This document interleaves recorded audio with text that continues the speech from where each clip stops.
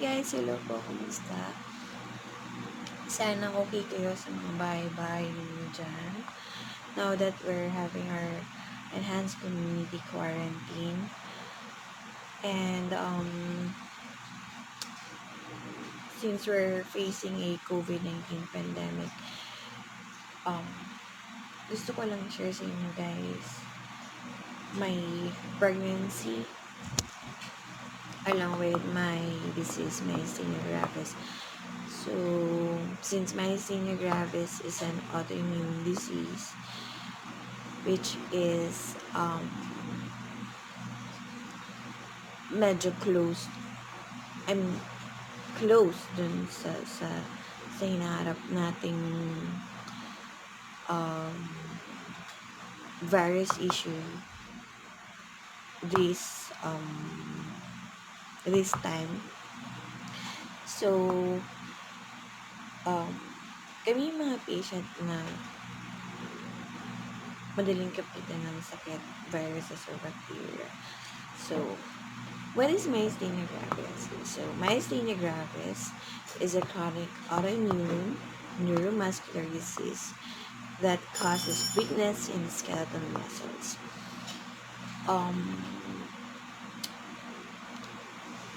Pag sobrang activities, napapagod yung muscles namin, and then when you get a periods of rest, bumabalik din naman yung strength or yung energy mo. So, these skeletal muscles are responsible in functioning sa breathing, sa arms and the legs. I have notes in here so that, medyo reliable naman yung sources ko. Kasi,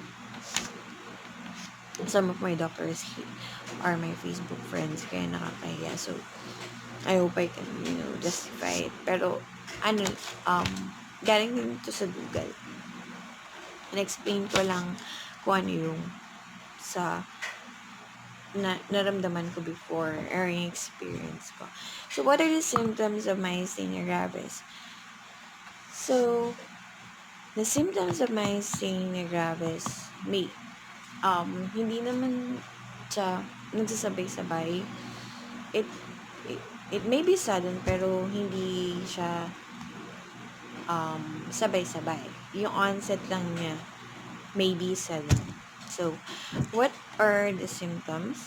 So, the weakness of the eye muscles, drooping of eyelids, blurred vision, change in facial expression, difficulty in swallowing, shortness of breath, impaired speech, weakness in the arms, hands, fingers, legs, and neck. So, my first symptom was the drooping of eyelids, which is called ptosis. Then, I had ptosis when I had sore eyes back in 2015. That was September. So, I had sore eyes. Pumunta ako ng ophthalmologist. Naresetahan ako ng antibiotic. Gumaling in 3 days. Pero, nagdodroop pa rin yung eyelid ko, which is the right part of my eyes. So, I went back to the doctor kasi sinabi ko na kung bakit bumabagsak pa rin yung eyelid ko. So, nakwento ko din kung ano yung mga ibang nararamdaman ko. So, it's much better na kapag may nararamdaman ka, sabihin mo ng lahat-lahat, detail by detail, para ma-assess kayo ng maayos sa nararamdaman mo. Okay. So, bumalik ako din sa Okta. And then, sinabi ko, and then, nirefer niya ako sa isang neurologist.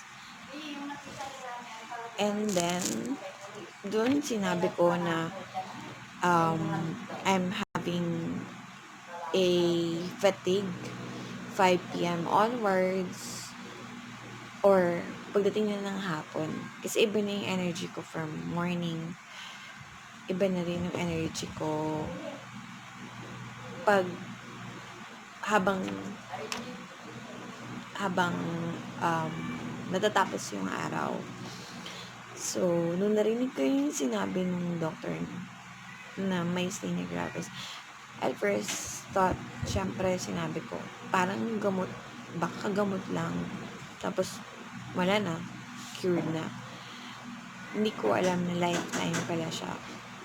Nakadikit ko na pala siya. So, ayun. Na-experience ko yung mga ganong symptoms. Blurred vision, change in facial expression, iba na yung smile ko from nung before to dun sa na lumalabas ng mga symptoms. And then, difficulty in swallowing. Yes, kasi yung muscles ko dito parang hirap sa paglunok. And then, pag-chew. And then, impaired speech. Yes.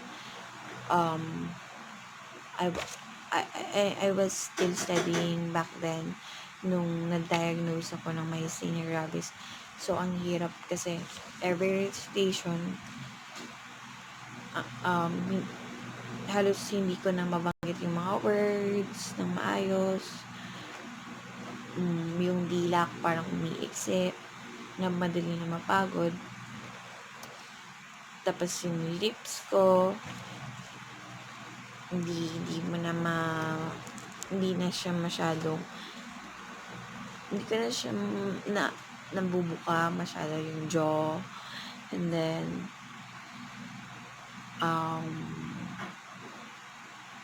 ang hirap magbanggit ng words. Weakness in the arms, hands, fingers, legs, and neck. Yung neck, talagang, yes, oo, sobrang hirap. Kasi, pag napagod na yung neck ko, kailangan ko na siyang isandal or kailangan na akong humiga, ganun. And then, fingers, legs, yes, and then hands, and then sa arms, most especially sa arms, kasi since na-diagnose ako noon, hindi na ako nakakasakay ng jeep. So, 2 rides kasi from my school to house. So, I have to arkila. Sobrang gastos. Kasi, yun lang yung kaya ng step ng pako ng legs ko. I can't force to, ride in a jeepney kasi masyadong mataas. Yun. So, what is my myasthenic crisis? So, I had my first crisis October 2016. So, pag sinabing crisis, triggered na si myasthenia gravis. So, pag na-trigger siya, usually, ang cause ng pag-trigger ng MG is respiratory failure, pneumonia, infections. So, nung nag-first crisis ako, I had pneumonia. I was so stressed.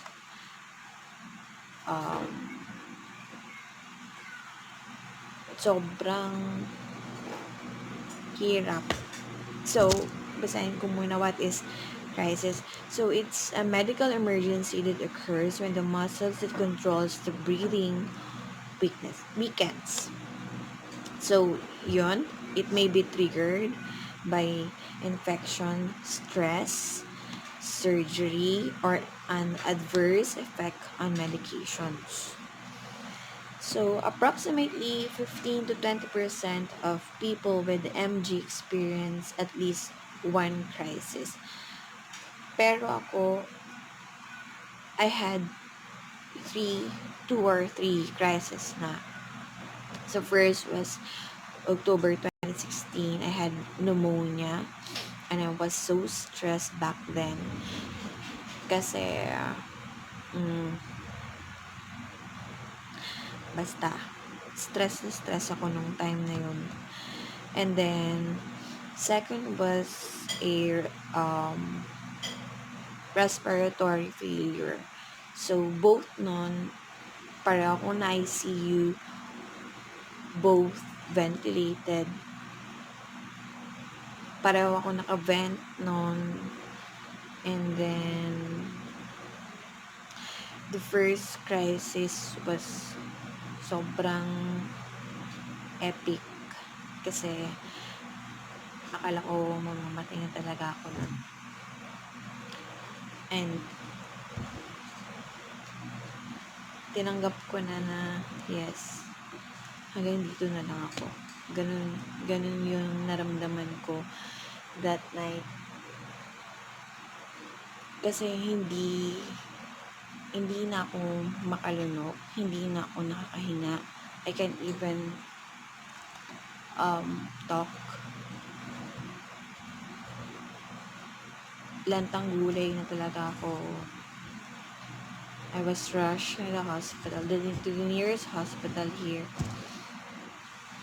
na talaga naglalaway ako kasi hindi ko malunok yung laway. Takot akong lunok yung laway ko. Pero hindi ko talaga siya malunok. Kahit yung sarili mong laway, hindi mo malulunok. Kaya sabi ko, Lord, kung time ko na, tinatanggap ko na. So, yun, sobrang hirap kasi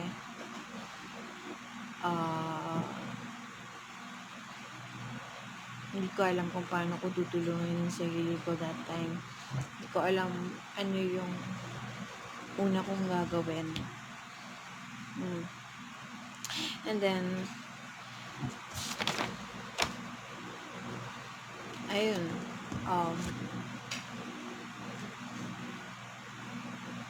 I survived naman. I'm still here. And then, now that I'm pregnant, sobrang daming risk. I'm on, sabi ng OB ko, high risk pregnancy daw. So, ang daming naging complications ng mga nakaraan. Unfortunately, I was told na I have gestational diabetes because of my medications. I'm on steroids, ang dami kong maintenance.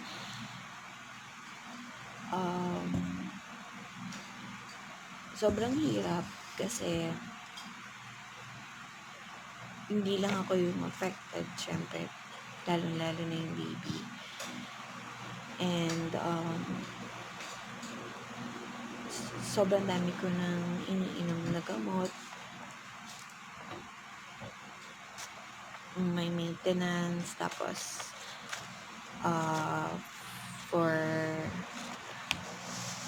my hypertension kasi nung dumaas yung sugar ko, along with it, tumaas din yung BP ko. So, nag-maintain ako ng gamot for hypertension every day. And then, nag-monitor ako ng sugar before breakfast and 2 hours after dinner. nakaka-stress sobra. Ang hirap kasi yung ginagamot mo na yung sarili mong disease, tapos kailangan mong mag-ingat kasi na buntis ka, ganun. Tapos, kailangan mong i-watch yung diet mo. Now,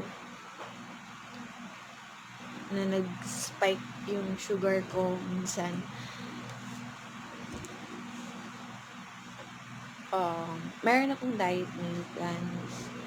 Pero since the quarantine started, ang hirap makabili ng right food to, make a right meal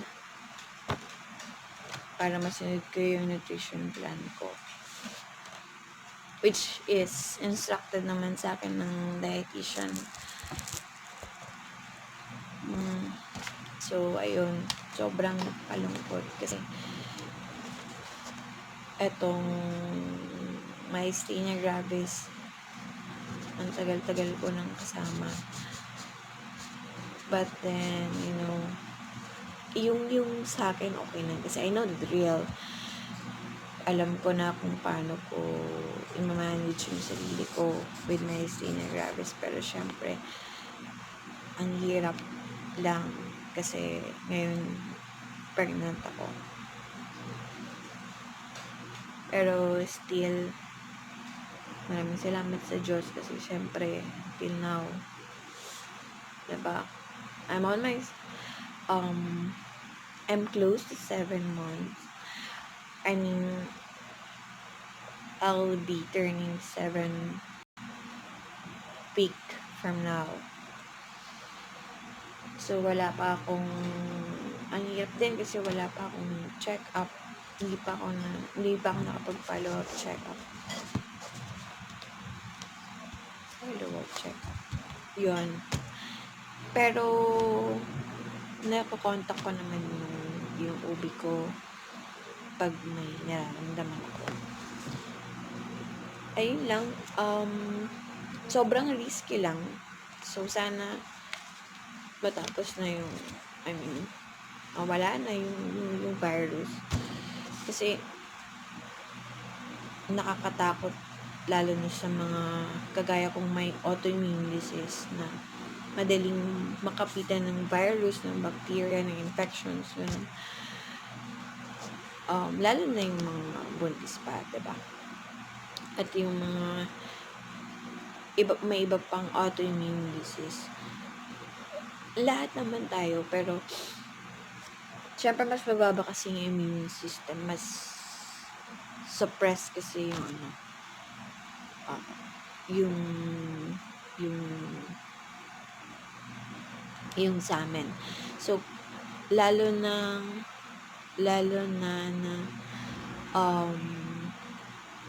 naka-steroids ako. Sobrang taas ng dosage ko ngayon. Mas marami akong nagiging complications. Mas marami lumalabas sa complications and side effects. Meron sobrang dami. Like this acne na meron sa mukha ko, sa neck, and then strias, and then pagnipis ng ng balat, and then sobrang dami pa. Sobrang dami ko ng side effect na nararamdaman dun sa steroids na iniinom ko. So, I hope and pray na sana when I give birth, may panganak ko din si MG. Ilabas ko din. And sana matapos na tong crisis na hinaharap natin. and nawala na yung virus, magkaroon na ng cure so that, you know, mag-cure na rin yung mga um, merong coronavirus today.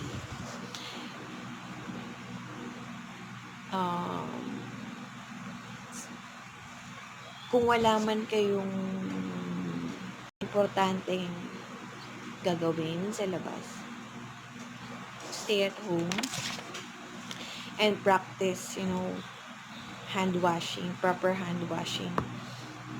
And pag may mga kasama kayong buntis or senior citizen na sa bahay, sana doble ingat kasi mas sila yung at risk, lalo na madaling mababang immune system, mahina yung immune system ng mga buntis. And syempre yung mga matatanda na, diba? So consideration na lang din para sa kanila and para din naman sa inyo. So proper hand washing, neat freak na kung neat freak, diba? Pero yun ang kailangan natin ngayon, hygiene. Kahit sabihin na nilang OA, kasi ako matagal na akong OA sa ganyan dahil nga madali akong kapitan ng sakit. So sometimes titigan ako ng mga tao kasi lagi ako nakamask, pero hindi kasi nila alam kung ano yung meron ka. So yun, okay lang. So ayun, thank you po. Shinare ko lang sa inyo guys what is Myasthenia Gravis. Sana may natutunan kayo. Gusto ko sana i-share sa inyo guys how do I get the insulin shots since I have gestational diabetes, kaso baka hindi ko baka I'm doing it in the wrong way, kaya nakakahiya sa mga doctors na Facebook friend ko at saka sa mga kilala ko, baka kasi mali. So thank you guys, maraming salamat po ulit.